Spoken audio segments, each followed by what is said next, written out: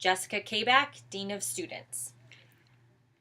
So I've heard there's been some investigations going on, and I just thought you guys should know. You know how I used to be a math teacher here, and I used to work with the math team, right? So Ms. Erickson this year has taken over the math team, and she said she was having a special practice on Wednesday to prepare for their final meet.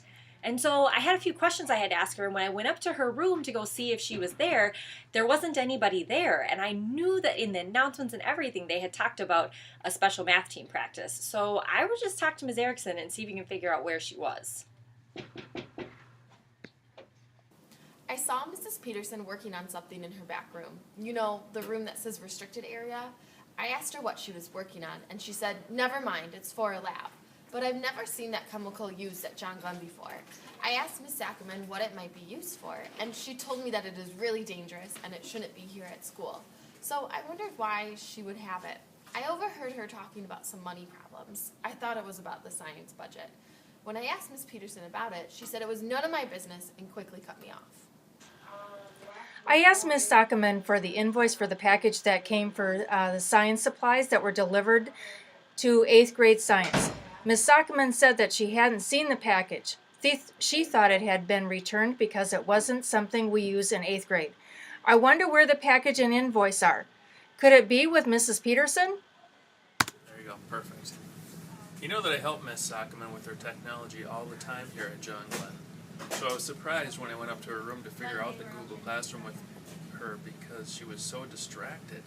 I asked her what was on her mind and she just muttered, "Never mind, it's just that Mr. Mueller is really going to get it if he doesn't pay me what he owes." I wondered what could have happened to make her so angry. I am so sad that I can barely talk about this crime. But I got a call on Friday afternoon from Mrs. Galking's mother. She called to have me tell Mrs. Galking wouldn't need to take her kids to their church activity because her mother would do it for her. I found this to be suspicious because when I gave Mrs. Galkin the message, she seemed very distracted and didn't even say thank you to me. I wonder what she was thinking about. I asked Mr. Yang if he could meet with me on Friday afternoon to talk about the social studies curriculum, but he told me that he just had to pick up his car that Mr. Mueller had damaged. But at 3:15, I still saw him at school. But when I asked him why he was still there, he said, "I can't talk to you right now, I'm busy." I wonder why he was so preoccupied.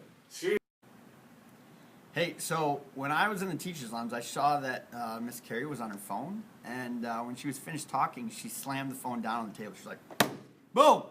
And I was like, whoa, are you okay? She went on a rampage about Mr. Mueller, and I said, I know how you feel.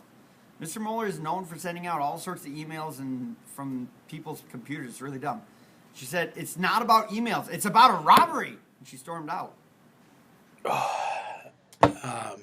I know I'm here.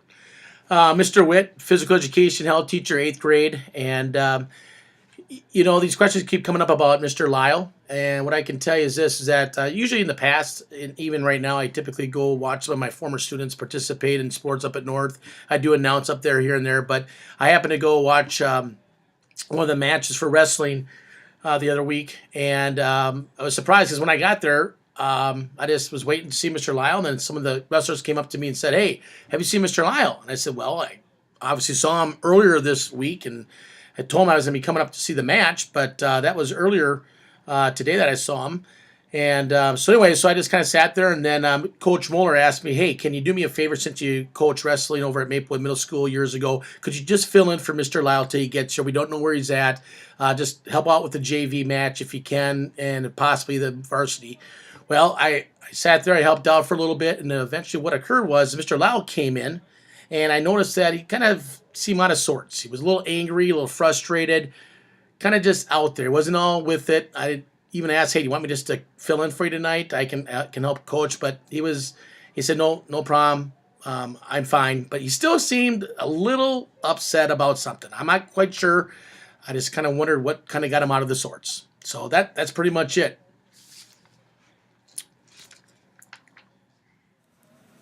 Mr. Devine asked me if I had seen Mr. Yang after school on Friday, but I told him that I hadn't seen him. But earlier, Mr. Yang and I were talking. He was very angry about his car being damaged by Mr. Moeller. He seemed very angry and mentioned that he had to spend so much on his car that he couldn't afford Christmas gifts for his family. I wonder what all that's about. I know Mr. Lyle because we both coach wrestling. So when I heard he may be part of this whole murder thing, I was just shocked. I know that he and Mr. Moeller were not getting along lately, and I think it had something to do with money.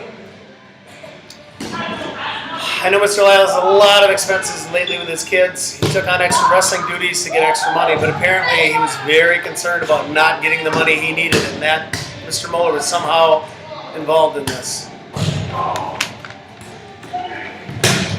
I met Miss Vang in the teacher's lounge when I was getting a cup of coffee.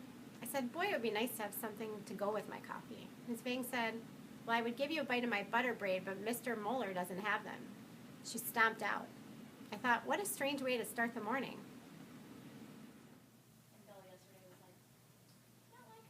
Hi, Mr. Sheridan. I work closely with some of the language arts teachers, including Ms. Gelking and Ms. Vang, so I know a little bit about the suspects in the crime against Mr. Moeller. Just last week during a meeting that I was having with Ms. Gelking, I noticed she was just really not focused.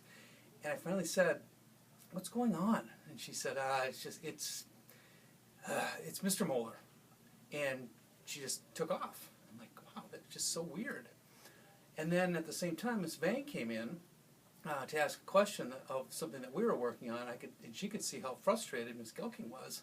And Mrs. Vang asked what was the matter. And all it took was the mention of Mr. Moeller's name when I relayed that to her.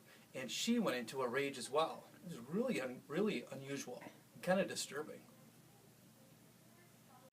I have a little information about this horrible crime. Early on Friday, I had to run a note down to Miss Carey. The note was from her bank, and that she was called to verify her bank balance.